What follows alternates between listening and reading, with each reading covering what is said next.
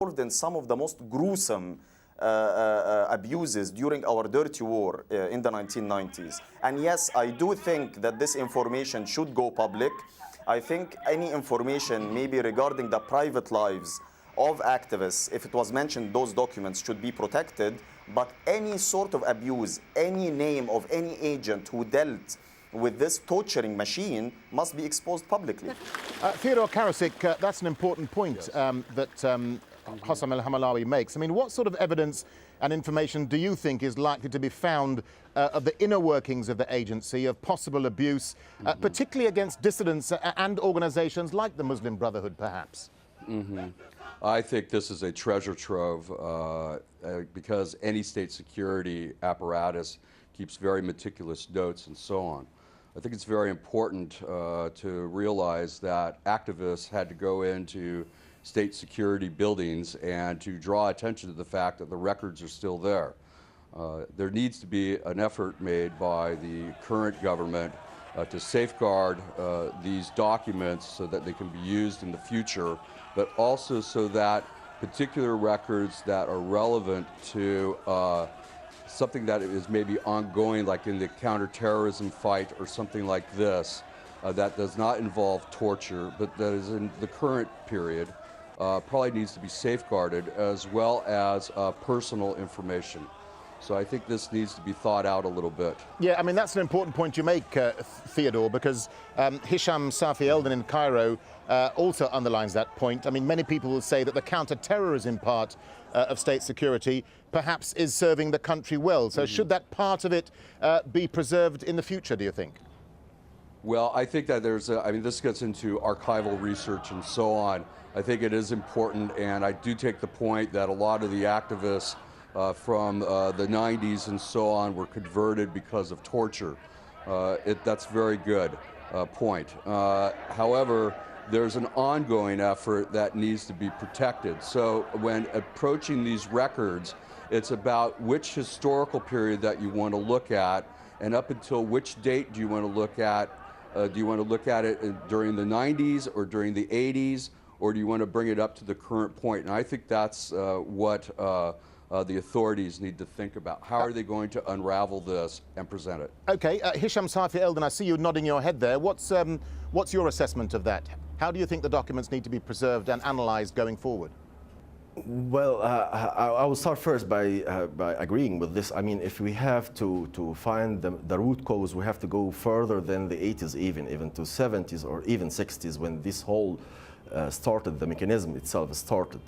And this will lead me also to comment on what Mr. Mahalawi just mentioned. I agree on one point, I disagree on another point. I agree that there was torture. I agree that torture is unacceptable under any conditions. But no, I have to differentiate between Muslim Brotherhoods and some activists or the human rights activists that were submitted to torture. And this is absolutely unacceptable. But on the other hand, we have to think Al-Qaeda and Jihad, Talaya al-Fath, Jaish al-Islam, and many other radical and militant groups that I don't think at all that they were doing the right thing.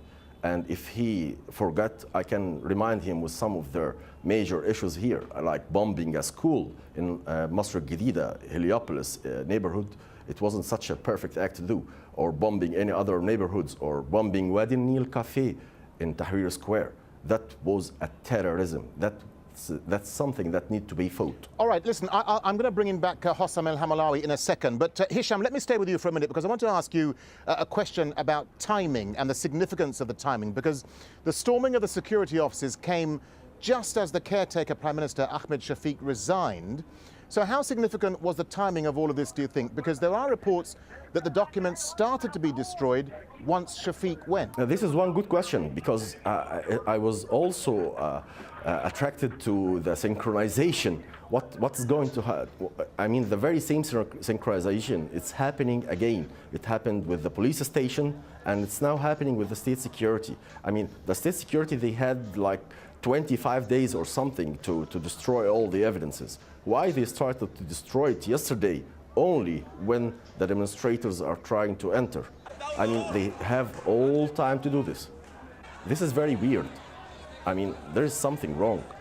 And this information should have been protected from day one again by the Supreme Council, by the judicial system, or even the general prosecutor, the general attorney. He should have done something to do this. All right, well, and this will lead to another consequences. Okay, well, let's bring in... The consequence, which is the safety, the concerns about safety and security for the officers and the family of the officers as well. All right, well, let's bring in Hossam El-Hamalawi again just to talk about that point. I mean, Hossam, is the timing significant here? I mean, it appears that documents started to be destroyed once the former Prime Minister left.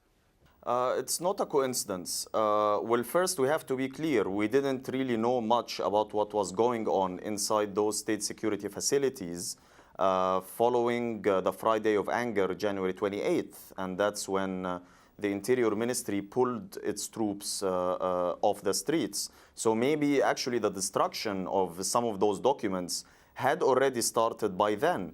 But I'm sure that such process accelerated on an unprecedented scale as soon as Prime Minister Shafiq fell. Why? Because state security got totally insecure, and they felt that their protection within the regime circles is being eroded bit by bit. So it's not really a coincidence that we will start getting all of those YouTube videos leaked of documents being burnt, of state security dumping shredded documents like in garbage bins or getting rid of them. It's not a coincidence. They are insecure, they are on the retreat, they know they are being defeated, so hence they are acting in a very desperate manner. Theodore Karasik, let me bring you back into the discussion here. I want to widen this out a little bit if I can, because according to some of the WikiLeaks cables, Egypt's secret police received training at the FBI facility in Virginia, even as US diplomats compiled allegations of brutality against the service. What do you make of those reports, briefly? Well, I think that it's very clear that the US and Egypt had a very close relationship between not only their militaries, but also with the police officials, and particularly with the Ministry of Interior. And that was part of an effort to bring in a more democratic values, if you will, and to make a professional police force. This is part of what the U.S. Is trying to do. At the same time, in these documents, as you mentioned a moment ago, you're seeing that the embassy was seeing a completely different story.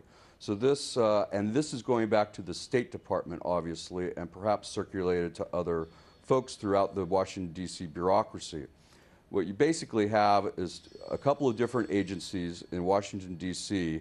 that are trying to achieve certain goals, and sometimes those goals compete against each other.